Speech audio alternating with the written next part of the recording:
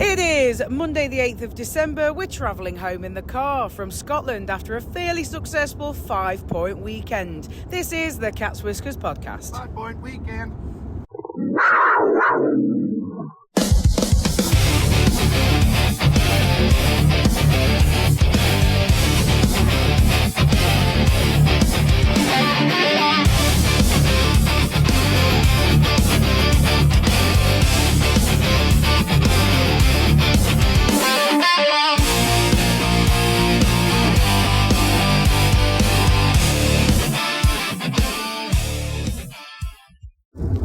Good morning, good afternoon, good evening, whenever you happen to be listening.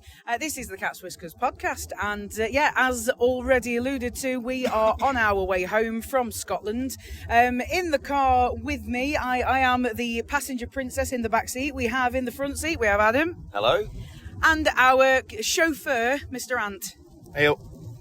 Right then, gentlemen, there's an awful lot to cover here, because although we did do a special podcast recently where we interviewed one Mr. Ollie Betteridge just before his testimonial, it's been a while since we've done a business as usual, so we better get into it really. So games, I'll have a quick run through the games and then we can sort of pick out any bits and bobs we want to talk about. So it seems like a very long time ago now, but the 31st of October on Halloween against the Giants, we came out with a shootout loss, 2-1 to the Giants. 1st November, we took on the Blaze and sent them home with 0 points, us getting a 5-2 win. 7th of November, at home to the Storm, a 6-2 win, another good one. Up in Fife, which you guys went to with a few others. So that was a 4-1 win again. So Paul then Radford introduced himself to the advertising boards. Yes, he most certainly did. Yes, our one of our muckers, Mr. Paul Radford, sampled an awful lot of whiskey and made an awful lot of noise in Fife's rink. Where did we get to? So then we have 15th of November. It was a 5-3 win against the Blaze down in the Sky Dome. 22nd of November, a 4-3 shootout win against the Steelers at home, which I was unfortunately not present for. I was busy sunning myself in Spain, so if we want to talk about that one, guys, I'll have to default to you. 23rd of November, we went up to see Dundee and came out with a 4-3 regulation win. And then the Clan came to visit on the 28th of November and got a bit of a spanking, it has to be said. 7-1 regulation win for the Panthers. 29th of November, an overtime loss up in Sheffield, 3-2.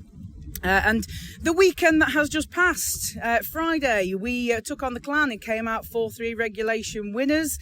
Took on the Stars on Saturday and it was a 3-2 overtime loss. Kind of a bit of a knife to the heart given who scored the overtime winner, but we'll come back to that shortly. And then just last night, we took on the Flyers in a game with many talking points, really. It was a 4-1 regulation win. So, gentlemen, let's scroll back up to the top and see which one of those that we want to start. I mean, we'll start at the top actually because I made a note at the time that game against the Giants, that shootout loss. Adam, you had said that game it had playoff intensity. Yeah, it was a great game. Obviously we didn't get the outcome that we wanted from it, but two really, really good teams going at it, and it was just high quality hockey. The intensity was there. To me, felt like a playoff game. Just felt like there was something riding on that. Like that was more than just the 2 points and offer for the league. But brilliant game. Even though it was quite a long time ago now.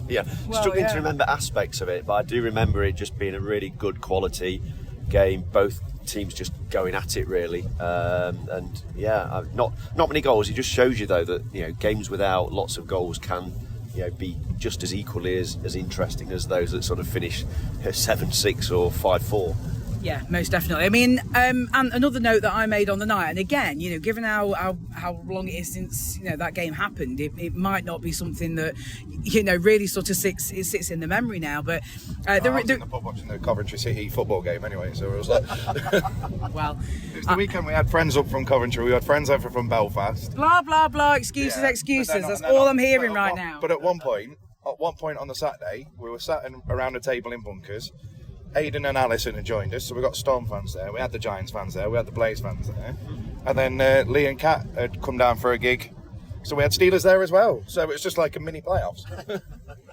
I'm still just hearing excuses. So anyway, so that was the first game that Chase Pearson was back from injury. There was also a little bit of chatter about the officiating that night because Hembrandt got a game misconduct again. Seems like such a long time ago. And Alfaro got a checking to the head penalty. And I'll be honest, like I say, because it happened so long ago, I don't really feel like it's something that really, nothing really came of either of those penalties, did it, Adam? I mean, no. Go on, sorry. Sorry. Obviously, I've watched the highlights and I've seen that incident, the Hembrandt one anyway. And we were sat in the pub, like reviewing it afterwards, and we're like, it's at most it's a 2 minutes. And then we'll come to last night, but you compare it to the two. I don't think there's any difference. But one player gets 2, and then another player gets chucked out of the game. It's ridiculous. But hey ho, this is the Elite League. Officiating, they do see things slightly different depending what day of the week it is. Maybe a little bit. Adam, did you want to add anything to that? Or because I can sort of move back on to move on to the next point really. So when we faced the Blaze the following night, there was no announcement about any supplementary discipline for Diedrich Hembrandt, and he actually opened the scoring against the Blaze, which I think a lot of Blaze fans were, there were some raised eyebrows perhaps, and there was a certain amount of irony about that, wasn't there? There was, but like Ant was just talking about, this was a game that I missed because I was down at Brackley watching Notts County get beaten and knocked out of the FA Cup. So I think you guys had a much better night watching us beat Coventry than I did down in Northamptonshire. Well, I mean, I'll be honest, I didn't make any notes at the time other than Hembrandt scoring first.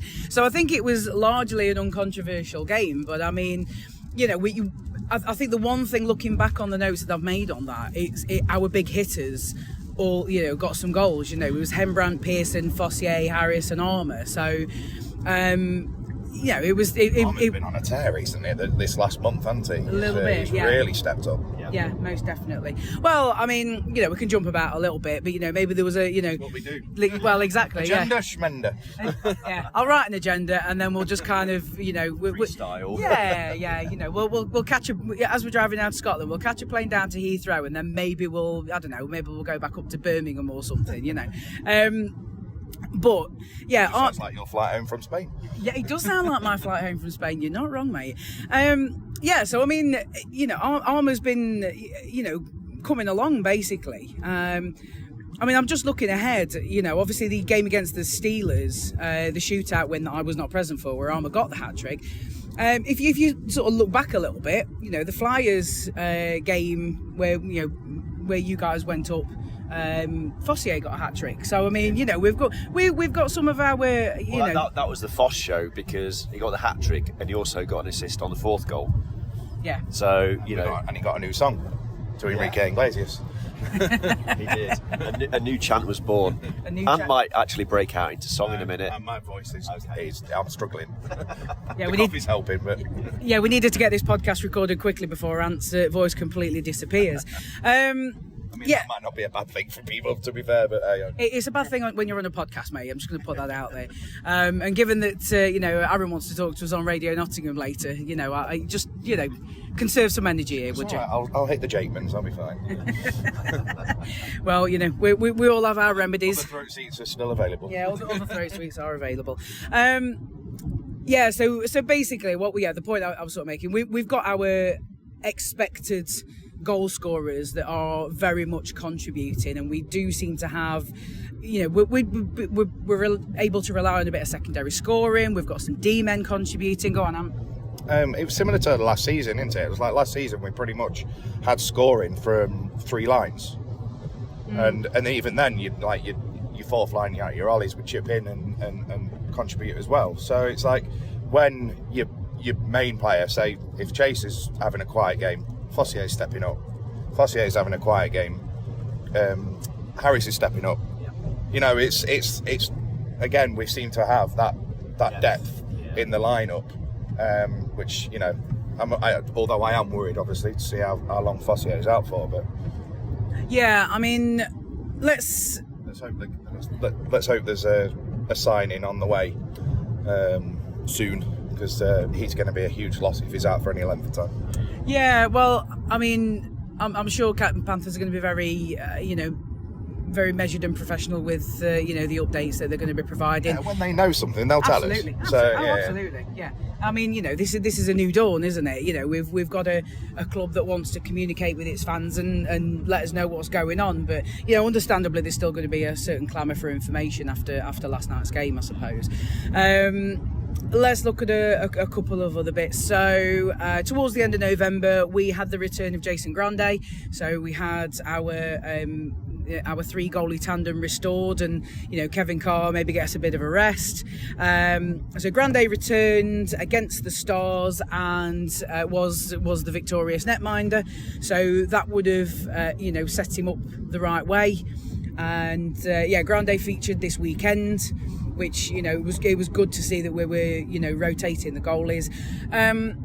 I personally expected the goalies to get rotated this weekend, and I predicted it would be Grande getting the middle game and Kevin Carr bookending them. So did anybody else think that might go any differently?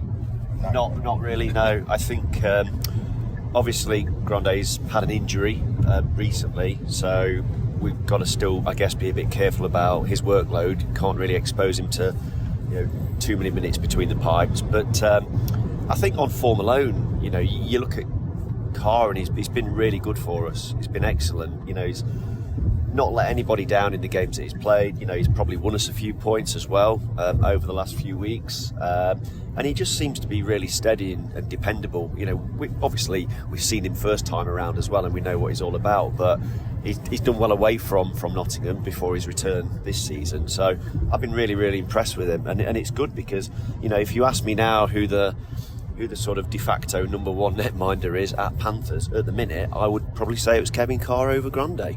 Yeah, but I suspect now that Grande's back from injury, he's probably going to have something to say about that. Yeah, I'd expect so, yeah. Yeah, well, you'd hope so, because that makes for some healthy competition between them. Yeah, if they keep pushing themselves, they're going to think, right, okay, we've really got to be on our A game every time we get the call from Danny that we're starting the game, 100%. Because if you have a bad game or a couple of bad games, then you might be sitting on the end of that bench or in the stands for the next 6 or 7 games.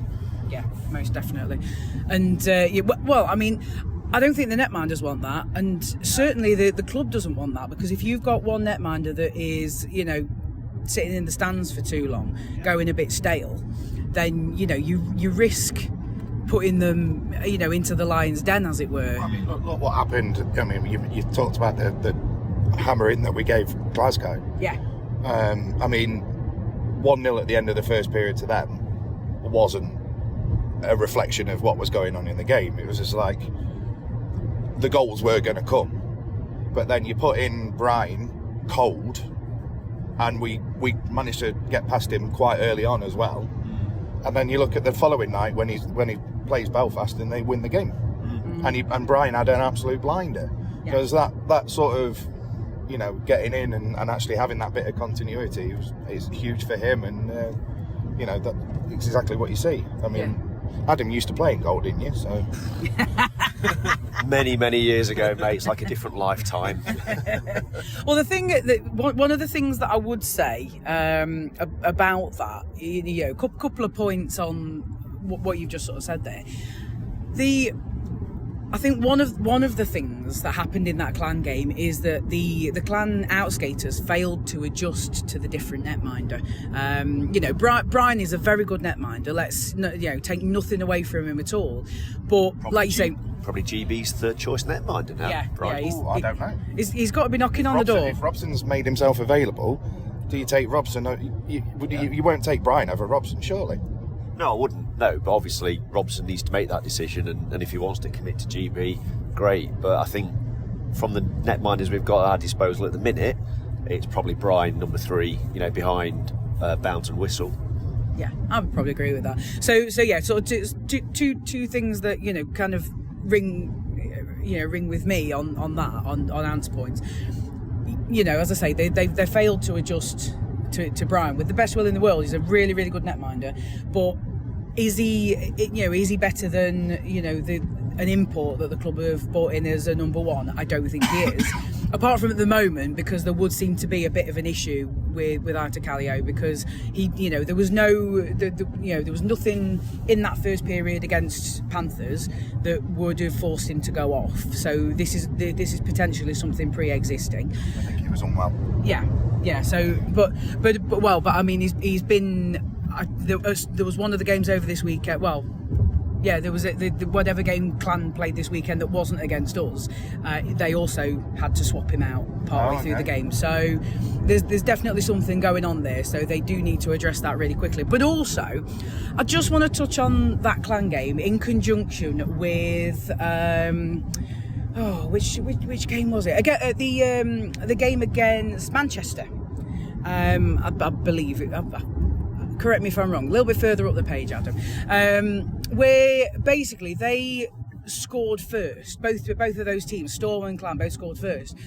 And I seem to remember in both of those games, we didn't come out of the blocks all that strong. We were a little bit lethargic, second to pucks. Manchester scored in the first minute, didn't they? It was like 11 seconds according to my notes. But yeah, it was. But basically, that seemed to wake us up.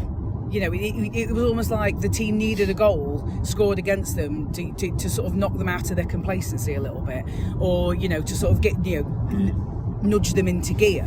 But we've got to we've got other trains of thought, other methodologies going on. If you will, that's probably not the right word, but we've got a team that. We'll sort of go, okay, we've had a goal scored against us, the other team scored first, let's go and score more goals against them. Yeah, I think that's good, and it sort of bodes well for fans to see that the team can win games in different ways. Yeah. If we do happen to go a goal down like we did in those games, then you don't feel pressure as a fan, you don't feel necessarily that worried that the team you're playing are going to go and get a 2-3 goal lead potentially. It's great that there doesn't seem to be any sort of quit on this team, and that's good. And obviously, I think that sort of mindset stems from the coach.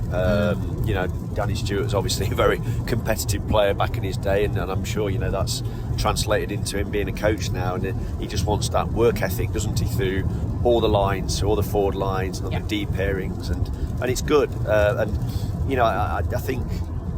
We're really quite lucky at the minute as Panthers fans to have, look, I mean, every roster can be tweaked, people might have their own thoughts about, some players maybe not, being right up there, giving, well, not giving 100%, but, in terms of what they're contributing. But I do think if you look over the whole roster, we're in a good place at the minute as a club because we've got good D-men, we've got good forwards, and, we've got a really good netmining in tandem. So it's good, and I think that look, nobody wants to go one goal down or 2 goals down or whatever it might be, but it is just nice to know that the players don't get too phased by that when it happens.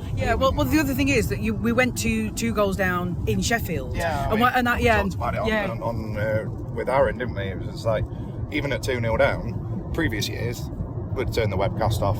Done.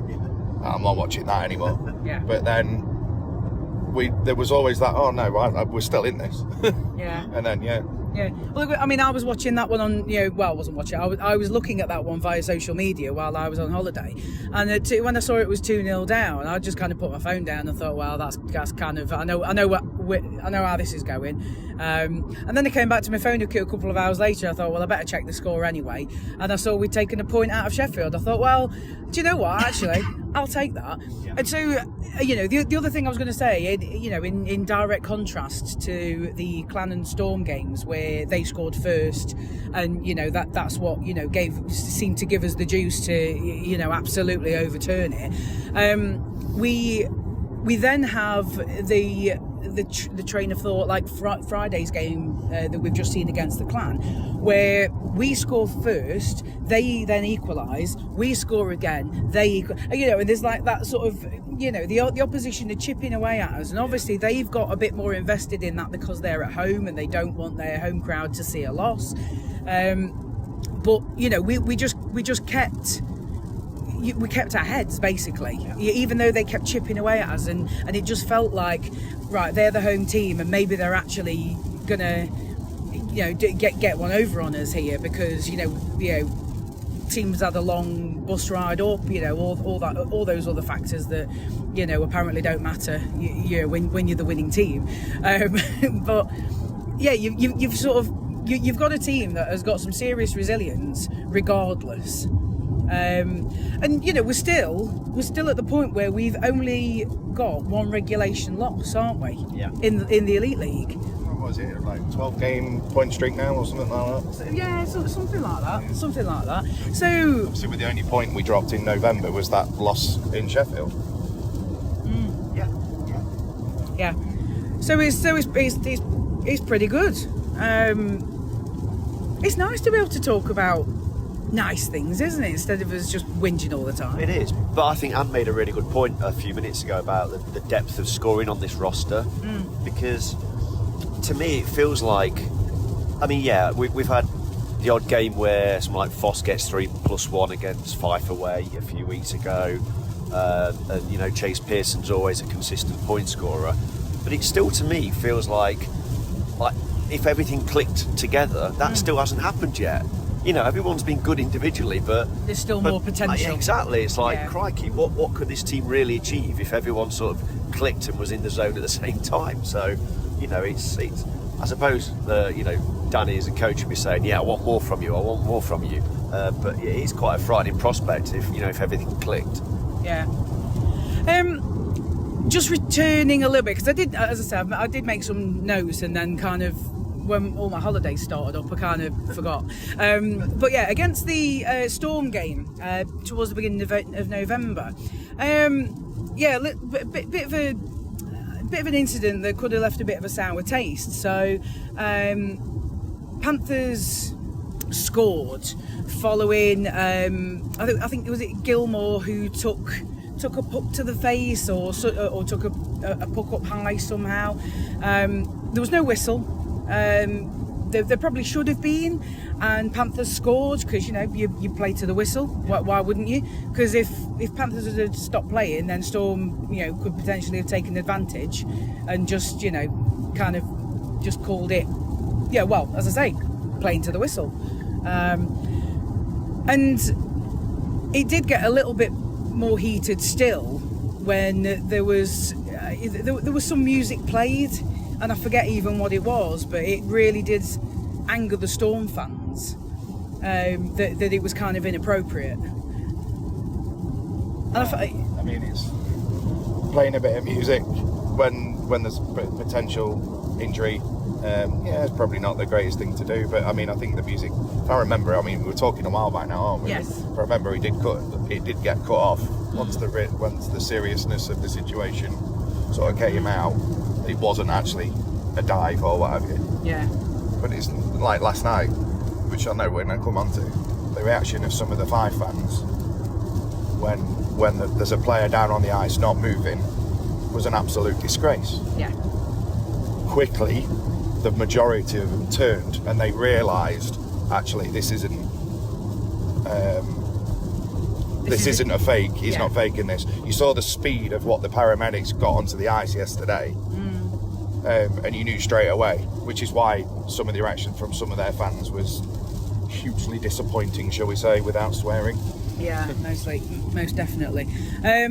So yeah, there is sort of a discussion over the past few weeks in relation to appropriateness. I think is probably the way to talk about it.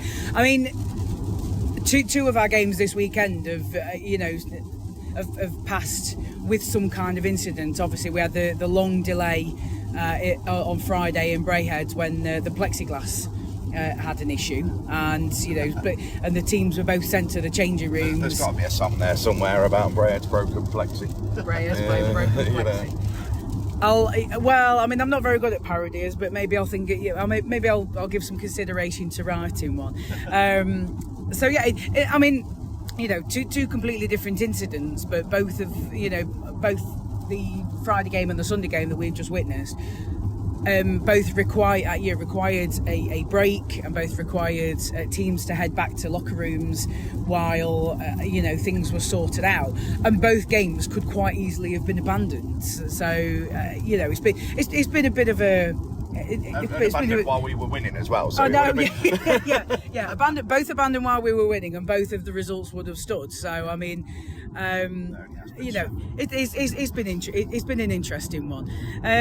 But yeah, let's look back on the weekend. A bit more. I mean, we've probably sort of talked the Clan game. No more than we need. More than we kind of need to any further. So our fans were terrific. Yes. All weekend our fans have been terrific, but Friday night in particular, when you think, it is what, five and a bit hours up, and what have you.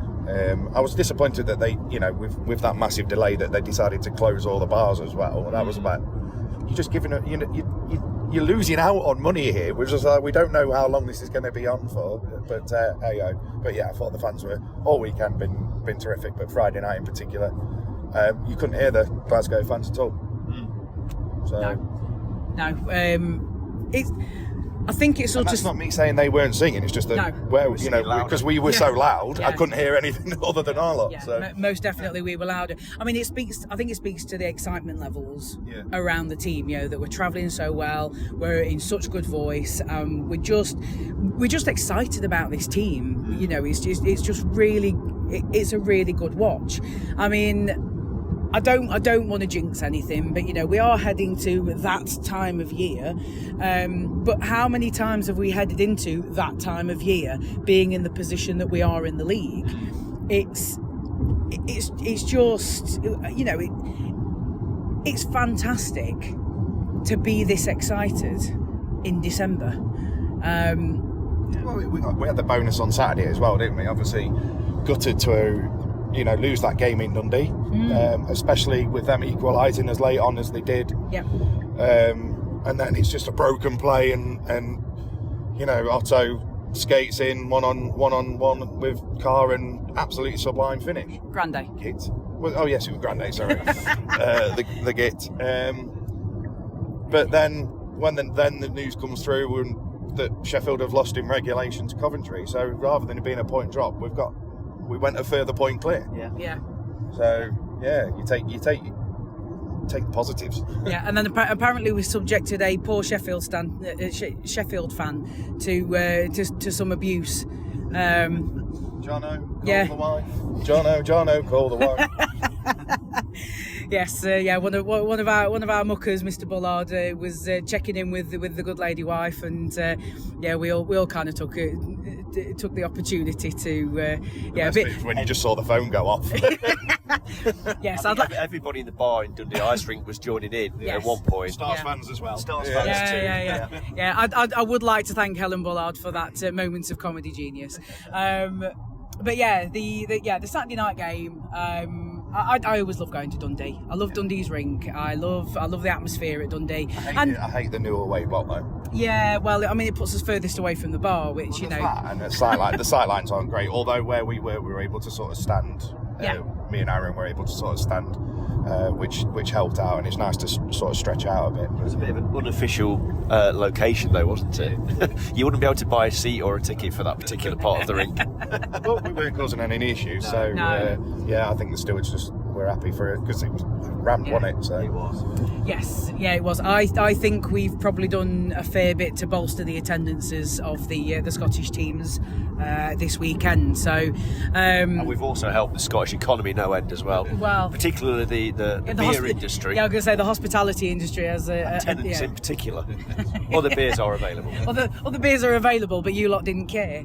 So the game in Dundee again, another really close one, but almost in direct contrast to the one the previous night, because Dundee seemed to have the upper hand, and it was us that were kind of chasing the game a little bit. But we did carry on chasing the game, trying to chip away at them. And like you say, Ant, it was a broken play. Otto gets clear, and we know what a quality player he is. I mean, we came up against a really hot netminder as well. I thought pretty much we dominated. It's a completely opposite of what you've just said. Yeah. I thought we dominated pretty much the whole game. And yeah, sometimes you do come up against a hot goalie, and he was terrific. He was absolutely terrific. He was. And he made some saves that he had no right to make. But then a lot of them, there were, it was sort of chest hits. But you can't fault the lack of effort from both teams. Yeah. And then when it comes to overtime, it's a crapshoot, isn't it? So it's...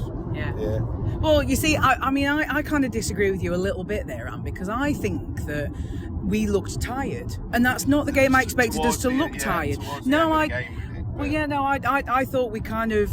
I thought we came out quite cautiously. I don't think it got any better from there. I think there was kind of a level, and it was the level I expected us to be at yesterday against Fife. When after you've played 3 and 3, and you're just absolutely gassed and running on adrenaline. Yeah, exactly. The shot count was 4-1, something like that in our favour. Yeah. we were getting a lot of shots, and statistically, you'd like to think a few more of those would have gone in on a different day. But like you say, Fisk stood on his head. He was really good. No, it wasn't Fisk, was it? It was Cruz. No, it was Cruz. It was Cruz. Sorry, yeah.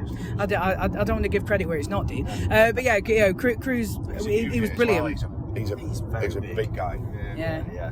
I did think on Saturday night, even though we had lots of shots and dominated them in that sense, I did feel like we were just overplaying a little bit. The forwards were sort of making one pass too many, or maybe just dwelling on the puck or trying to do something a bit fancy skating wise, and it just felt like we could have had a little bit more urgency and a bit more quality around Dundee's net. But yeah, I mean, that's still not to take anything away from Cruz, because he's quite an unconventional netminder. He's big and he commits really quickly as well, and I think maybe some of our forwards saw that and were trying to make like a quick snap pass to commit him and bring him out of his crease a little bit to give more space to shoot. But yeah, he was just too mobile. He was too mobile. I mean, for a big guy, for a big unit, he is very sort of agile from post to post. So yeah, I think he got man of the match. Did he get man of the match for that? I'm not sure. I'll be honest, I think I was up in the bar by the time the man of the match got ring. Like we sort of said, they've got the longest post-match ceremony I've ever known in my life. Yeah, I mean, most Panthers fans were up in the bar and got served at the bar, and we looked out the window and could still see Dundee Stars players mooching around on the ice with sponsors and people. So it is long. Yeah, and to say we're sort of over in the corner now as away fans. Yeah. It's not like we're right next to the bar or anything. Okay, so let's move on to last night. So we took a 4-1 win, but there's a fair few bits to unpack. So before the game even started, it was announced that Kelsall and Jean-Paul Garat were being rested as a precautionary measure. So they've obviously got niggles of some description, but I think, without wanting to do the Flyers too much of a disservice, yes, they did get a 4-point weekend last weekend, but they're still a team that's kind of looking for the up. They're looking to find their footing, and if you are going to rest players, I think probably last night was the time to do it. I mean, I was a bit concerned, but I wasn't. It wasn't like panic stations. You know what I mean? It's like, if you're playing anybody else, if you're playing Sheffield, for example, or Belfast, and you're having to sit Kelsall and Garat because they're not at full pelt. That's a massive concern, because it does leave you wide open. But one of the things that did happen was that Nolan Vulcan got a chance to get back into the lineup and sort of put his case forward for maybe for a bit of squad rotation, perhaps. I mean, he looked really good on the fourth line. I think he had a lot of effort, he had a lot of energy, and it wasn't seamless as per se, but it was definitely this is all right actually. It didn't look like he was he'd flown in yesterday, and he was a complete stranger to the team as well. Yeah. So I think that maybe the intention was he was going to get a game at some point this weekend anyway, but no, like you said, and we're just about to cross the border into England. Hey, we're in England. Hello, England. We're back. England, we are in you. He's a high work rate player, isn't he? Yeah. And he was brought in as an emergency because obviously, it was Alfero's injury, and Pearson was injured. And then towards the end of his initial run, I think he started picking up points as well. So it was almost when it came that to Alfaro and Pearson being back in the lineup, it was almost like it's a bit harsh on Vulcan to be the one to be dropped. To be fair, but he's done nothing wrong. No, but no. it's just there's obviously a hierarchy, isn't there? Yeah, no, it's a good player to have as part of the squad. So I'm pleased for him to get some ice time yesterday. Yeah, I mean, I was sort of saying to a couple of people over this weekend, I'm surprised he's still with us with the lack of game time he's had.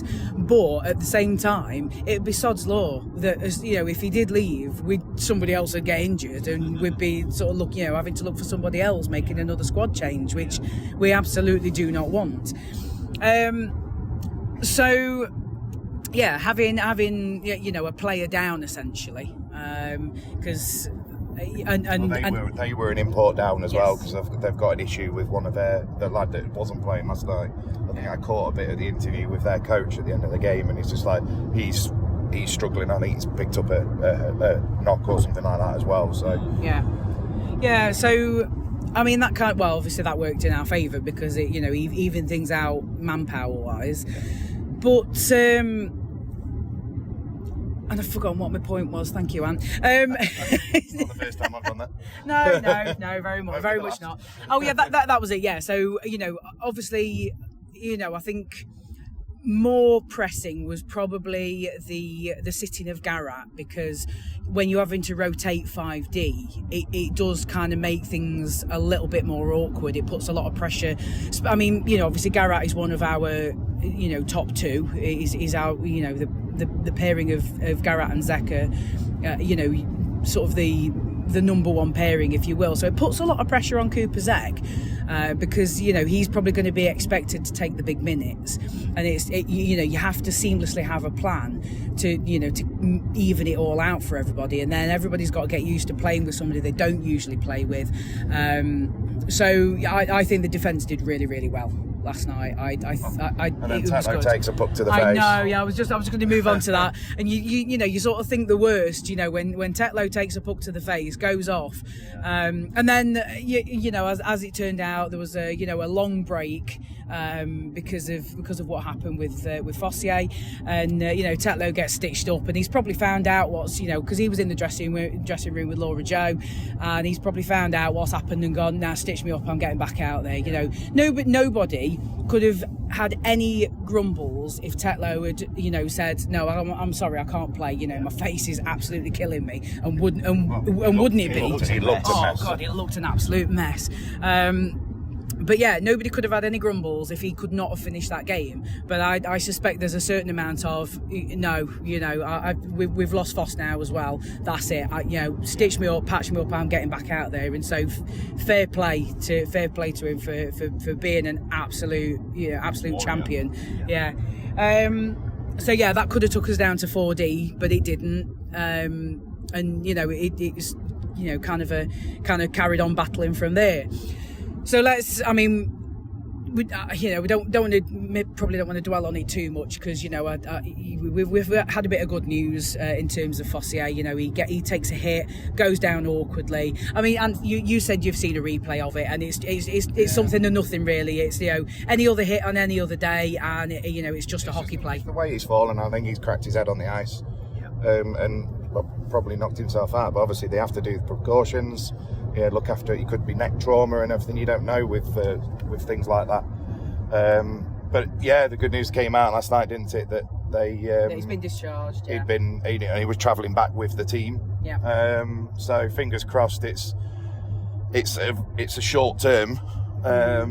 But if it isn't, that's going to be a massive loss. And I'm hoping, as we've just waxed lyrical about Vulcan, yeah. But I'm hoping that Omar and co are potentially looking at bringing in somebody to replace that sort of impact player spot. So well, I mean, How do you replace someone like Foss? I mean, this is the we thing. found him mid-season last season.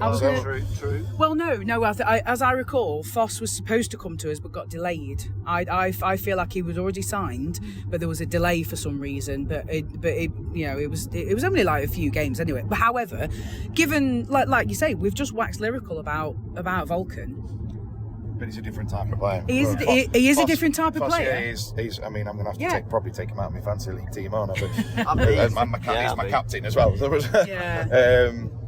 But yeah, I mean, Vulcan, you're not going to be looking at Vulcan to come in and score. No, and I'm not saying for 1 minute that he is going to be a direct replacement for Foss. But like we've said, we've talked about the depth that we have amongst this team. Somebody's been quiet. Yeah. And then this weekend, 2 man matches. Yeah. Last night and Saturday. Yeah. And he's had a really good really good weekend. He's been picking up points the last few weeks. So I mean, logically at the moment as it stands, somebody moves up, and you slot Vulcan in, third or fourth line, and you see that's where you fill the gap in the time that it takes Fossier to recover, because you don't with the best will in the world, Vulcan's a good player, but he's no Mitch Fossier. So that's sort of where you're looking for somebody else to slot into Fossier's place, who maybe is more likely to chip in with the amount of goals and assists that you expect Fossier to get, and you're looking for the team to come together in that sort of situation. So speaking of Fossier, is it true that the reason Danny and Garrett Hunt were exchanging words before the game was something that Hunt had a go at Fossier for singing a song or something like that?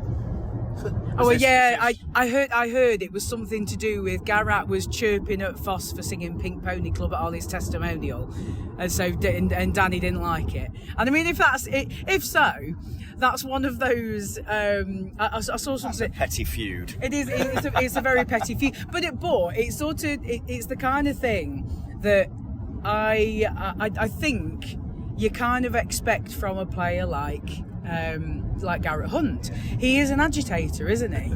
So he's trying to get in people's heads in any way possible. He's trying to gain an advantage any way he can. He's a complete beep house, but he's the sort of player that we miss nowadays. I think he causes carnage. Yeah, I mean he does give up silly penalties sometimes. It's discipline. But for what he brings, to the team, and it's just like one thing you can say about Fife is that they don't look like a team that is low on confidence or anything. That their compete level is right up there. Yeah. They're just lacking that little bit of extra quality at top to get them the goals at the moment. So we'll see, see how it goes in the future. Thankfully, we're done with him now, bar one game at our place, aren't we? So even if they do then bring some players in. So. I hope they do. I hope they transform their season and start taking points off Cardiff and Belfast and Sheffield. That'd be nice. Yeah, that'd be nice. Yeah, most definitely. But the thing is, it was quite funny because we sort of almost started having this conversation last night, and then said no, we'll save it for the podcast, because I sort of look at Garrett Hunt and I think I'm kind of yes, I get what you're saying about him, being that kind of player, and how we do almost miss those kind of characters, and it's good when those people play for you, right? There was one incident last night where we gave I forget his name, that it wasn't Shane Owen in goal last night. That was him, yeah. I forget who. I think might have been Hembran. Gave him a snow bath, and Hunt was straight. He was straight in. No, I think it was Harris actually. I think it was Brendan Harris. Yeah, and Hunt was straight in as well, and I like that because I'm always of the opinion that you go anywhere near my goalie, I'm punching you in the face. Your goal is protected country, quite frankly. So it's not like Hunt was like this weekend against us anyway. I can't obviously comment on what's happened in their other games, but it's not like he goes out trying to get people to fight all the time.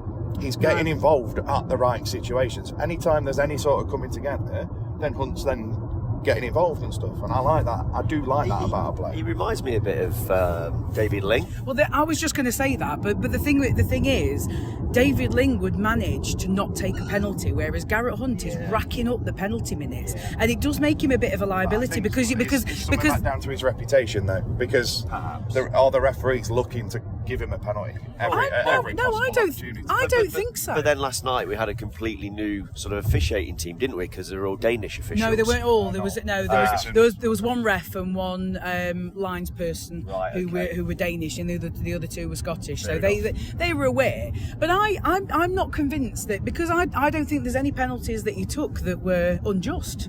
Quite frankly, I think they were justified. But none of them were daft either. They were hockey plays. And if it had been anybody else taking those penalties, nothing would be said about it. But the thing is, nobody else was taking those penalties. That's the point. Hunt, a certain amount of fans are going, "No, he's an animal. He doesn't deserve to play." Oh, No. That's a bit harsh. I can see what he's trying to do, and I can see that he's trying to agitate, he's trying to motivate his teammates, and he is trying to get involved. That's hard on a team like Fife that are down at the bottom of the standings. Yes, because exactly. The best place for Garrett Hunt is to be on the ice. Exactly. So he needs to find a way to do all of those things and not step over the line and take a penalty. Frustration there as well. Of course.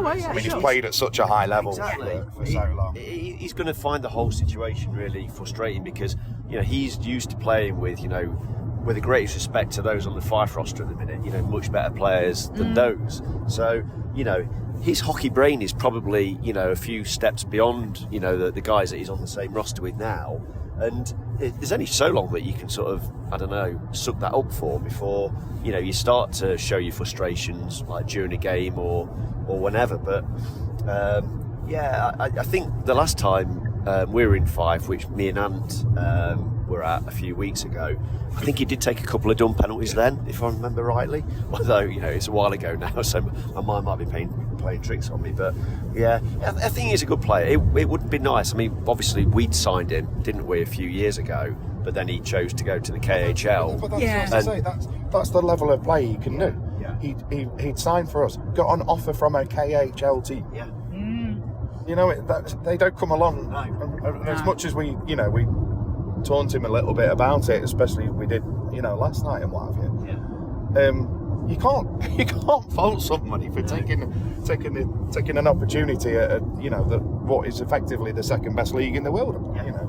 No, not in the slightest. But I mean, my personal feeling, and this is just me, my opinion and my thoughts. I feel like Garrett Hunt under Gary Graham, I think that could have been a bit of a liability for Panthers. I mean, as it turns out, that team was just completely decimated anyway. Gary Graham was a liability to Gary Graham. He was certainly a liability to the fan base of the Nottingham Panthers, because anyway, I think it could have been quite explosive. But I think that I think it's probably there's probably fate intervened there. If he was good enough for that KHL contract, good luck to him. And 100%, there's no reason why he shouldn't have taken it. I'm kind of glad that fate intervened there personally. But when we signed him, it was what, 5 years ago? He would have been 33, 34. Yeah. So I mean, he's coming towards the end of his career now. It wouldn't surprise me if like this season's his last season. You can't compare that to somebody, 5 years ago, where maybe his legs aren't quite there anymore and what have you. I still think the intention was Gary Graham wanted to build that team around him. He was the focal point on that team, and everybody else would complement that. And I am a little bit sad that didn't work out, and ultimately that cost Gary Graham his job, because yes, we then replaced Garrett Hunt with two players, but neither of them were of the calibre that Hunt was. Certainly on paper for Hunt. Yeah. But it is one of those what could have been in an alternate universe. He probably signed for us and we won the league. And Gary Graham's got a statue next to Corey in Bolero Square. So who knows? Yeah, what could have been? What could have been? If anybody's got a time machine in the next century or anything, maybe you can come back and tell us about it. gents, I think we're about caught up now. So I think we can continue our journey before we get to the A66 and lose all signal. And mind you, I mean, I suppose that doesn't really matter at this point. But yeah, we can look out the window at the picturesque views of along the A66 and just quietly reflect on a 5-point weekend over a Scottish triple header. Beautiful. Right. I'm determined that we're going to do this again before Christmas, gents. Yes. So let's mark that in the calendar before we. We've got a couple of Sunday games coming up, haven't we? So we certainly have, yeah, we certainly have. They tend to be easier to record because yes, less frivolity in the pub afterwards. Well, yeah, yes, no cheeky teas for you either. So Jamie, sort it out. I think there's a few other people that might disagree with you, but anyway, yes. We're going to continue our journey now, and 5-point weekend, chaps. Brilliant. Happy days. From the passenger princess in the back at me, it's cheerio until next time. From Adam in the navigator's seat. Bye. Thanks for listening, everybody. And from our chauffeur extraordinaire, Mr. Ant. Take care, spike your hair. Woo, woo, woo. You know it. We're going to win the league. We're going to win the cup. We're going to win the Concert Cup. We're going to win the playoffs. Quadruple, baby! I've got nothing to follow that up with. We'll see you next time. TTFN.